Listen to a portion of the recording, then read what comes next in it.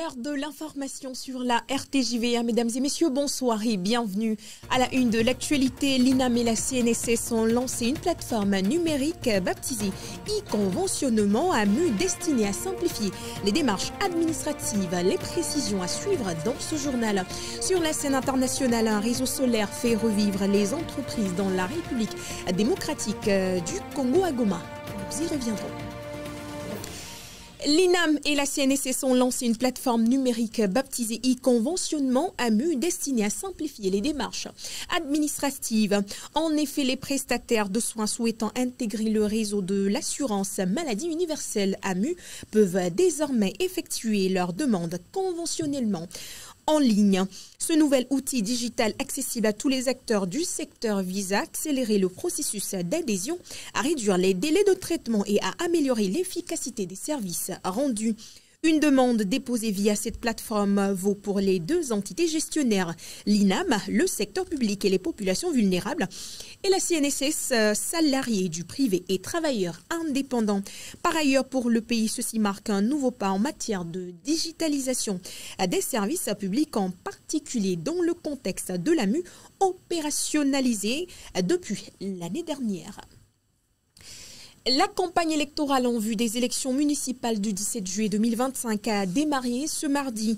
Elle s'étendra sur 2 semaines et son bon déroulement sera assuré par une unité spéciale dénommée Force Sécurité Élections Municipales 2025, FOSEM 2025. Créée par décret présidentiel en date du 26 juin 2025, cette force est chargée de garantir la sécurité sur l'ensemble du territoire national pendant toute la durée du processus électoral. Elle a débuté ses opérations dès le 30 juin dernier avec l'activation de ses centres opérationnels aux échelles nationales et régionales et le déploiement de son personnel.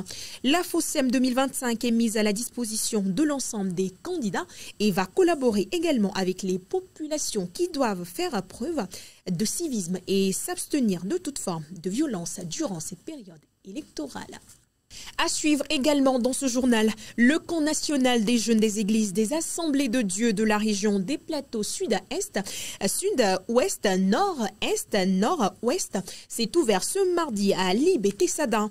Retour sur le premier jour de cette rencontre hautement spirituelle avec nos envoyés spéciaux, Mabel Fiagno, Samuel Ayamekpe. Les régions des plateaux du nord-ouest, de l'est, du sud-est, de l'ouest voient converger leurs jeunes vers un rassemblement empreint de ferveur spirituelle. Le camp national de la jeunesse des assemblées de Dieu du Togo de cette localité a débuté ce 1er juillet dans une atmosphère de joie et de recueillement, marquant ainsi le commencement d'une rencontre providentielle.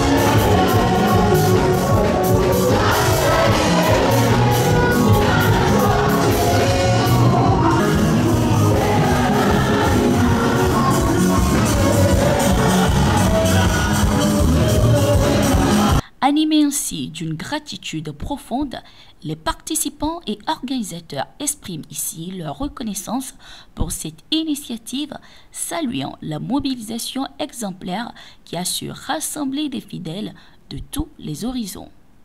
L'événement se déroule sous le regard bienveillant des autorités ecclésiastiques, renforçant ainsi la solennité des instants partagés.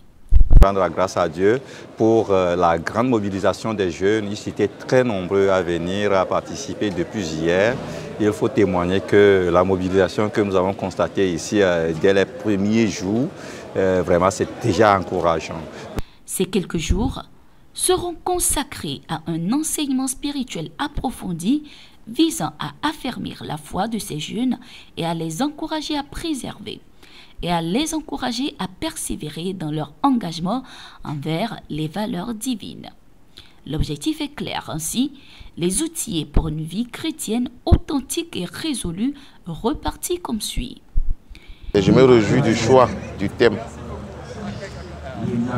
qui a été retenu pour ce rassemblement. Une occasion pour les responsables de l'Église de convier les jeunes à être fidèles. Fidèles dans les principes religieux, fidèles dans les principes qui régissent la vie de la nation. Aujourd'hui, le Togo traverse des moments un peu compliqués et il est important de saisir cette occasion pour parler aux jeunes, pour leur rappeler que la jeunesse doit être consciente, que la jeunesse doit savoir où se trouvent ses intérêts. Et une occasion aussi pour rappeler aux jeunes d'être fidèles à Dieu, fidèles à leurs dirigeants, fidèles à leurs parents et fidèles à leur engagement de servir Dieu et servir la nation. Et quant à nous qui sommes responsables politiques et administratifs de la région, nous nous réjouissons de cet engagement de l'Église aux côtés de Dieu politique pour faire avancer les affaires de la cité. Et pour le reste, nous demandons à Dieu de protéger le Togo et que les jeunes, aujourd'hui, qui sont les bâtisseurs du Togo de demain, puissent trouver la voie juste pour leur devenir et pour le devenir du Togo. Nous bénissons le Seigneur pour la grâce qu'il nous fait et particulièrement à la jeunesse. Nous sommes en camp des jeunes comme ça à Takwame Sada et nous avons parlé aujourd'hui aux jeunes de l'importance de s'engager, que le thème même de je m'engage à être fidèle et c'est ce thème que nous avons pu développer en expliquant aux jeunes qu'il est important de s'engager et que l'engagement dans la fidélité est important parce que Dieu que nous servons est fidèle et puis nous ne pouvons pas prétendre être des vrais adorateurs de Dieu sans être fidèles. De l'autre côté aussi, si nous voulons nous engager sur la fidélité de Dieu, la fidélité envers Dieu, nous devons savoir que c'est à travers la parole de Dieu, dans la parole de Dieu, que nous allons donc trouver des moyens d'être fidèles à Dieu. À être fidèle à Dieu. Dans ce thème, nous voulons véhiculer, nous voulons atteindre 3 objectifs. Le premier, c'est une consécration au service de Dieu. Le deuxième, nous voulons inviter tous ces jeunes à être constants dans leur vie. Et enfin, nous voulons vraiment les inviter à être intègres dans tous les domaines de leur vie. Et donc, si vraiment ils essaient de respecter, en tout cas de suivre ces objectifs que nous avons fixés pour ces camps-là, nous sommes très sûrs que Dieu qui a dit, si nous sommes fidèles dans les moindres choses, il nous donnera les grandes. Donc, à partir de ce camp, nous sommes très sûrs que, eh bien, les jeunes seront élevés. Là, l'enthousiasme se manifeste à travers les premiers témoignages émus des participants, témoignant ici de la portée significative de ce camp inauguré avec une pieuse gravité. Selon le déroulement du camp, je vois que ça a bien déroulé, l'ouverture a été très merveilleuse et j'ai aimé aussi le chef qui nous ont dirigés ce matin. Et ce qui m'a tenu à cœur, selon le message de notre secrétaire national, Dino Jandao Madatina. Et il a utilisé le thème général qui est « Je m'engage à être fidèle ». Et ce qui m'a tenu à cœur, il dit « Sans l'engagement, personne ne peut être fidèle ». Donc avant d'être fidèle, il faut un engagement. Et quand tu es fidèle, les démons vont avoir peur de toi. L'organisation dans son ensemble a réussi. Nous disons qu'elle a réussi parce que bon, les jeunes qu'on attendait sont sortis et les logements où nous avons préparés pour qu'ils puissent se loger et faire normalement leur convention, nous les avons acquis, même si on s'est relevé tard parce que les écoles où on devait les abriter. Ils ne nous ont pas permis parce que les vacances ne sont pas encore, on n'a pas encore libéré les élèves. Mais quand même, le Seigneur a pu nous donner quand même d'autres logements où nous avons abrité les campeurs. Et surtout que pour la première fois, les autorités sont venues officialiser cette convention, cette ouverture de convention des jeunes. Nous disons ça avec succès. Le rassemblement se poursuivra jusqu'au 6 juillet 2025, promettant des moments riches en enseignement, en prière et en fraternité. Nombreux sont ceux qui sont encore invités à rejoindre cette sainte convocation pour une expérience unique de communion avec le Seigneur et leurs frères en Christ.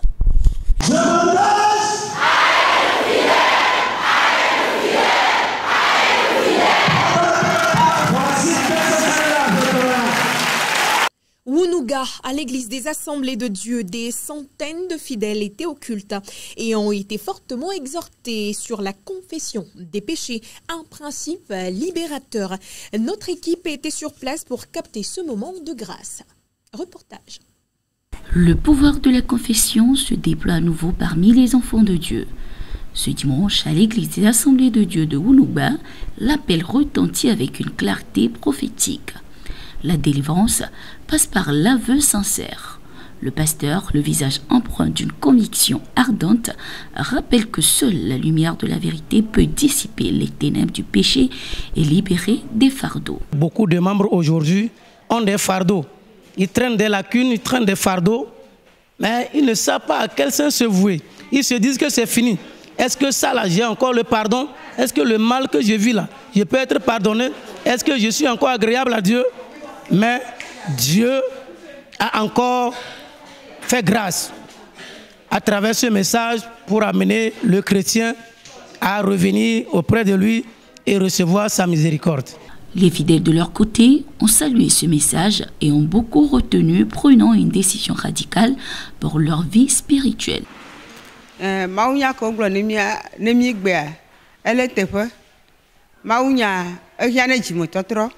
Eye que mi c'est là awo de le mia fo di o me be to egbe ajila mia rasi le nu o ke mi mo no mi wona eye mi kho Yesu a mia rasi le ne fo nu onti. La parole de Dieu nous appelle à confesser et à abandonner nos péchés.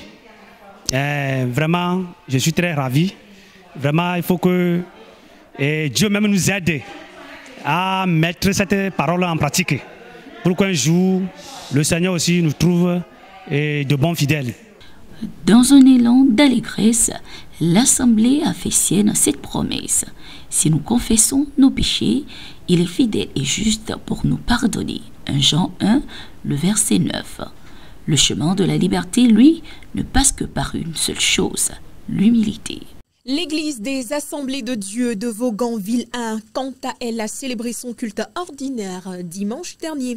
Les fidèles ont été exhortés à mettre Jésus au centre de leur vie. Paul Emmanuel, reportage. Le centre est le point le plus important, c'est celui autour duquel les événements se font.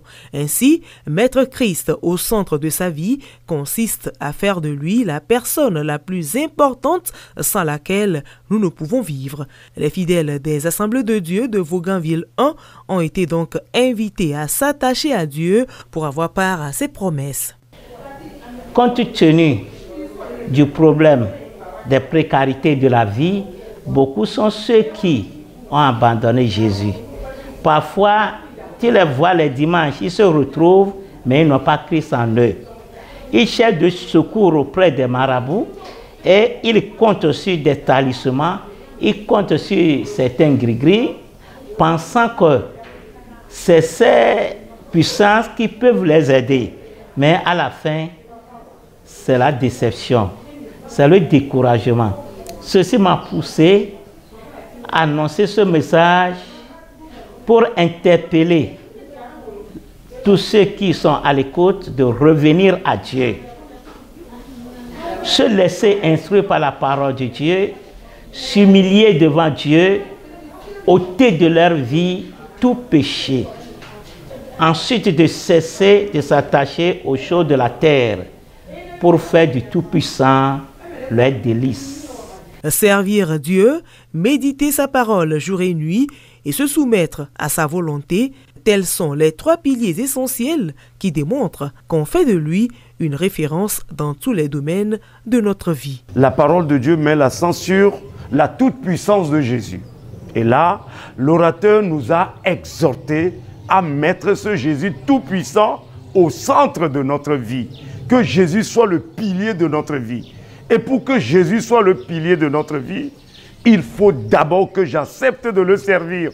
Que j'accepte de le servir et que je médite régulièrement sa parole pour être en conformité avec lui. Et enfin, que je me soumette à la volonté de Dieu.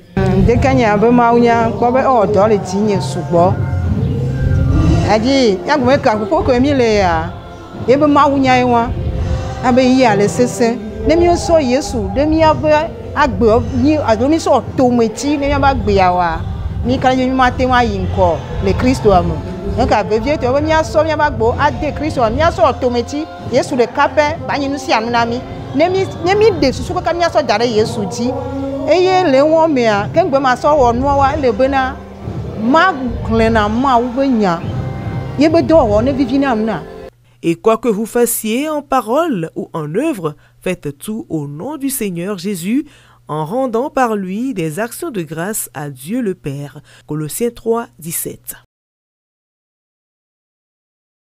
Sur la scène internationale, une figure emblématique du paysage évangélique américain a terminé sa course terrestre et est entré dans la présence de son sauveur. Le célèbre téléévangéliste Jimmy Swaggart est décédé ce mardi 15 jours après avoir été victime d'une crise cardiaque. Âgé de 90 ans, il avait été victime d'une crise cardiaque 2 semaines auparavant. Son fils Donnie Swaggart avait alors annoncé que sans un miracle, Jimmy partirait bientôt rejoindre le Seigneur. Converti à l'âge de 8 ans, Swaggart s'est lancé dans le ministère en plein temps en 1955. Son émission diffusée sur la chaîne Son Life atteignait jusqu'à 2 millions de foyers. Il était aussi connu pour sa carrière artistique avec plus de 15 millions d'albums vendus et une 50aine de livres publiés. Il n'était pas seulement un prédicateur, c'était un adorateur, un guerrier et un témoin de la grâce et de la miséricorde de Dieu. Nos vives condoléances à la communauté chrétienne américaine. Et puis en République démocratique du Congo, dans l'est du pays, les habitants du quartier de Ndosho s'éclairent grâce à l'énergie solaire. Le mini-réseau solaire de 1,3 MW installé par Nourou, une compagnie américano-congolaise, fait revivre les entreprises, améliore la sécurité et redonne de l'espoir. Le réseau solaire alimente également les stations de recharge de téléphone, les usines de traitement d'eau, un grand moulin à grains et même l'éclairage public. Cependant, un défi se pose, la sécurisation de l'infrastructure. Avec la prise de contrôle des rebelles du M23 soutenus par le Rwanda, les actes de banditisme et de violation de droits de l'homme se comptent par dizaines dans les zones. En outre, pour renforcer sa résilience, l'entreprise Nourou a connecté l'année dernière son infrastructure à un réseau hydroélectrique du parc national de Virunga au nord de Goma. Et c'est sur cette actualité internationale que prend fin cette édition de l'Information. Merci à vous de l'avoir suivi. Nos programmes se poursuivent.